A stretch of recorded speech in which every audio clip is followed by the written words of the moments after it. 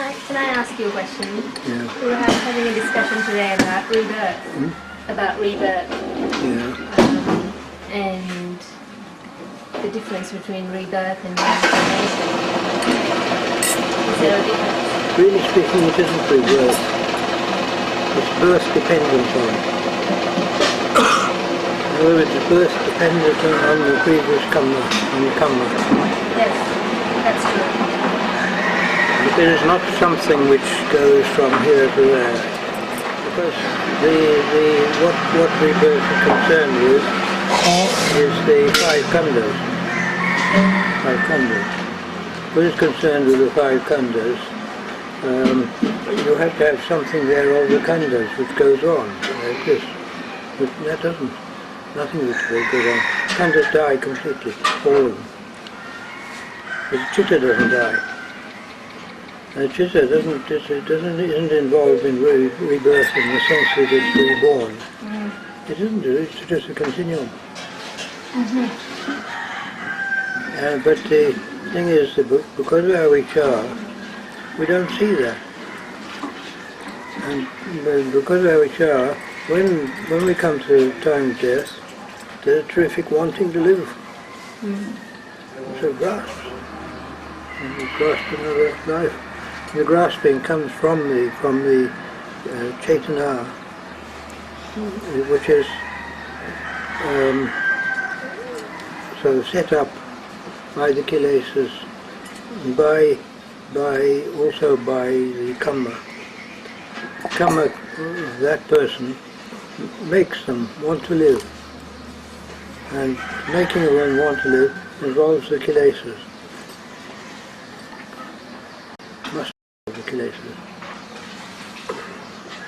And so they grasp.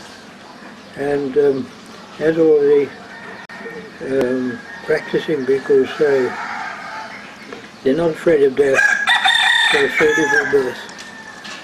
Because they don't know where they can go. So it's a chitta that grasps another five khandhas. It's in the chitta, yes, it's the working of the chitta, associated with karma and the kilesas.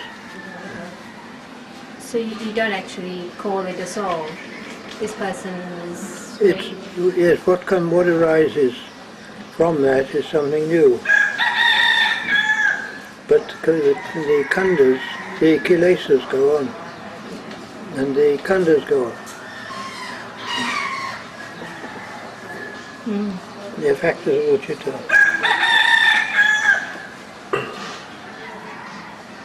So whatever kilesas that you may have managed to They survive. Reduce or subdue, you would carry on to the next birth? They carry on, but you never know, because kilesa, because the karma that one has, it can go and jump to any place of karma where there's karma.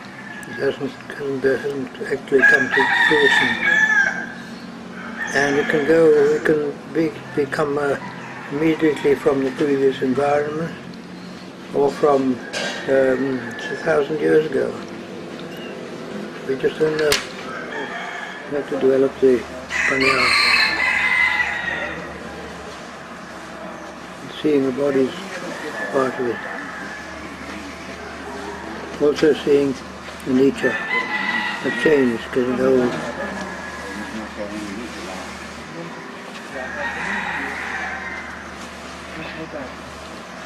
Is that what you were saying yesterday about just allowing the chitta to be free and come up with its own? Yes, one must. Yes, yes. But if you have to have a certain amount of samadhi to get there, to allow that. No. What's necessary? You must have enough samadhi to prevent the whirling thoughts cause trouble. They need to be stopped, really. But to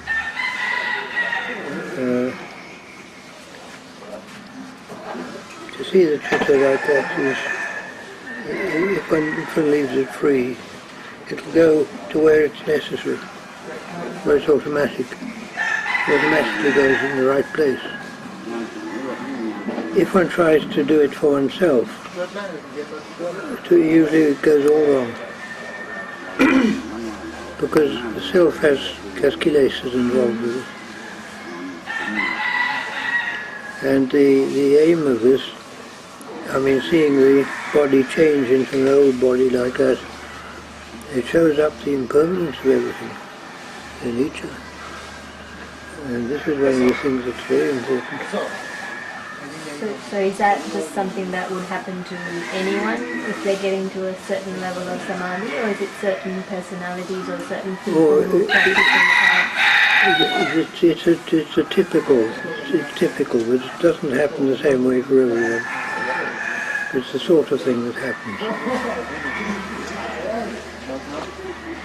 And to see it like that is very valuable. Very.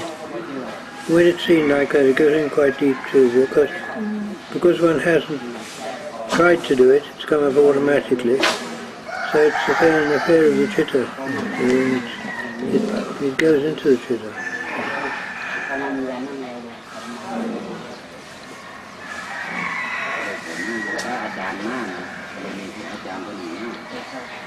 Also, you can see how this sort of thing, when one sees like that, it shows up the hollowness of the world. It shows up. The hollowness of the world. How the whole world's empty. Yeah. There's nothing really substantial in it at all. It's all just coming and going. So when you say from there to go on to develop panya, you then... Well, that is panya. When one starts thinking like that, that is the panya. But one mustn't think that samadhi and panya have got two distinct, there's a boundary there where it turns. It isn't like that. Yeah. The samadhi and the panya, in fact the skill is to have the samadhi and the panya there together. And if one can do that, that works very well. Really powerful. I was reading the Ajahn or the biography, just a couple of pages at the beginning, and it said that he had powers to communicate with the Deva realm and the Naga realm and the spirit realm. Yes. Is that a very unusual ability, or would most people who became enlightened have that? I don't really know, but I would guess that the majority who gain enlightenment, I'd say you'd get about 50% maybe have been able to do that. Right. The reason I asked is because we have this lady called Mother Mahavira in Melbourne. Yes.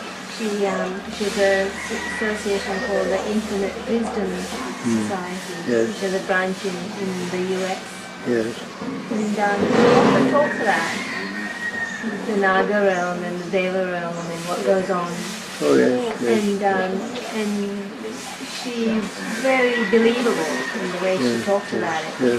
She lives a very simple life, and she looks like she lives 10 precepts at least. Yes. And she's curious. Yes, quite a lot of people like that can contact the Deva realm. Much fewer can get up to the Brahma realms, the higher realms. But the whole lot one has to realize is all samsara. It's all samsara. It's all impermanent, changing.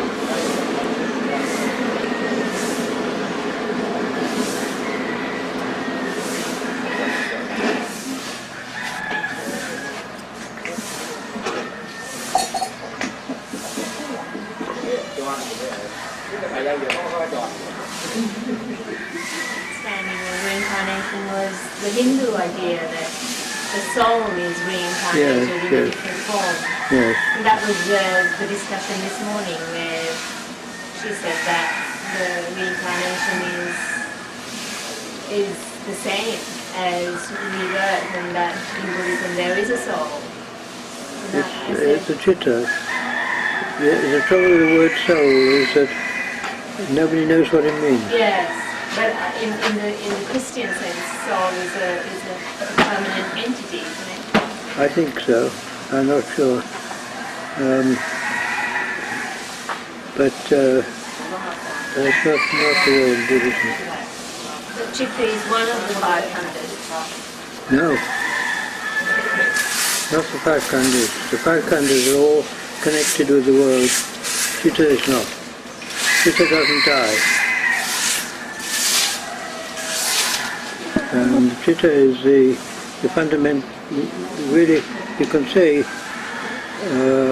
the pure chitta is fundamentally what we should all be. That's the arahant. Pure chitta. So what happens at the time of death of an arahant? It's something which nobody can say. There's no concept, because the nature of samsara is impermanence. Everything is impermanent. There's nothing static at all. And impermanence means that you can't find any real thing, because there's nothing that remains. Even for a moment, it's all changing. Whereas Nibbana is not impermanent.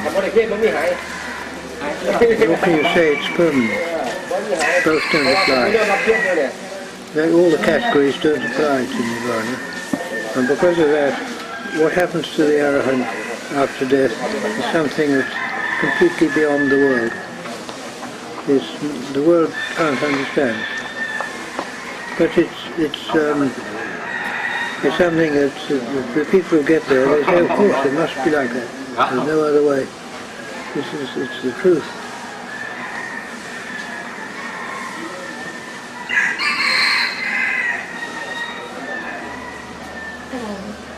I'm a little bit confused. Could you explain a little bit more about what the chitta is?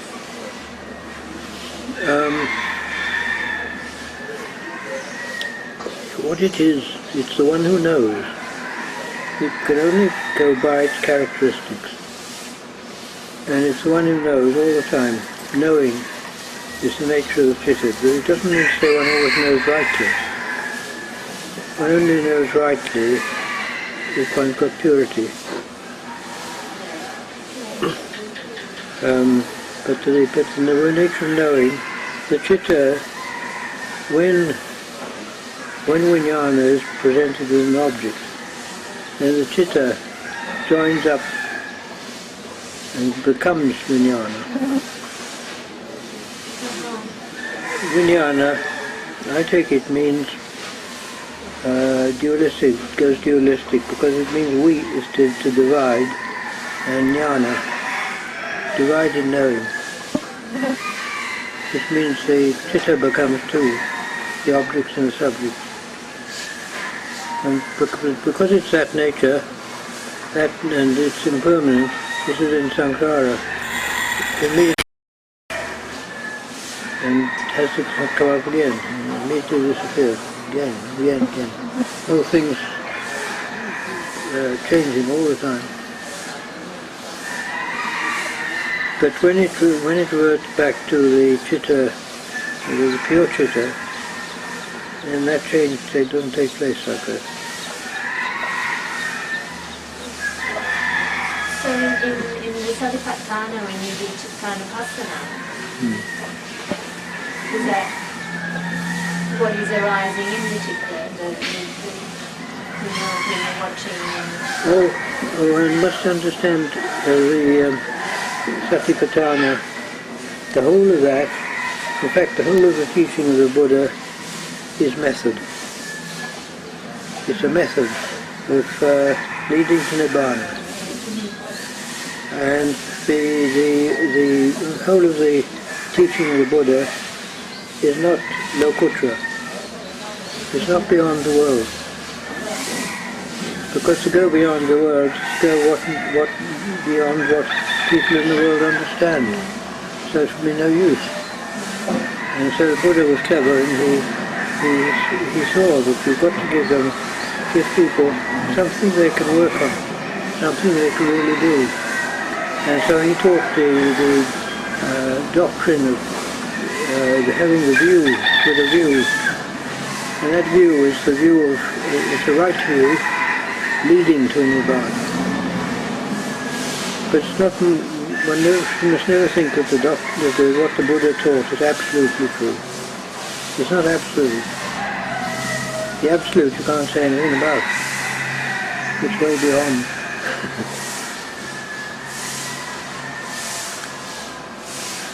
It's like the nature, the Arahants say the nature of the pure Chitta is emptiness. Meaning it's empty of all this, empty of the world. Because what's empty of the world, we can't imagine what it is. We don't know. It goes beyond. And the purpose is to get beyond, and it's as though they say that they're telling us, that is what we should all be. That's the right state. This state we're in now is muddled up and sort of caught up with all sorts of wrong things, wrong ways.